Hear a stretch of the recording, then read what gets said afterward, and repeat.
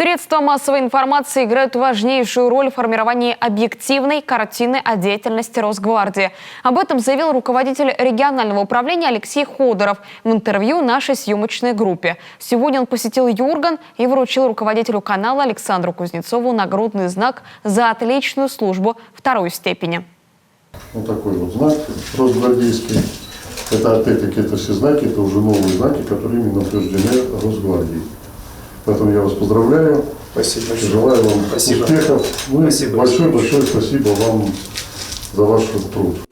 За многолетнее сотрудничество и профессионализм Алексей Ходоров отметил ведомственной благодарностью корреспондента программы «Крик» Антона Булаева. После чего руководитель Росгвардии Коми осмотрел студии Юргана и познакомился с творческим коллективом. Алексей Ходоров родом из Мурманска. Службу в органах внутренних дел начал в 1990 году.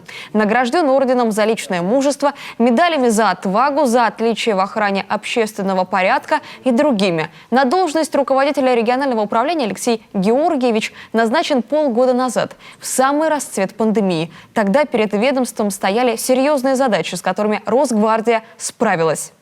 Показывать работу Росгвардии, действительно показывать действительную работу, то есть то, чем занимаются люди в реальности, это необходимо.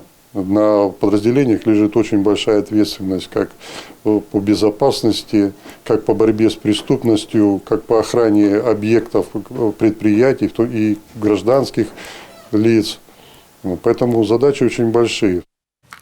В завершении своего ознакомительного визита на Юрган Алексей Ходоров пожелал журналистам только хороших новостей и выразил надежду на дальнейшее плодотворное сотрудничество.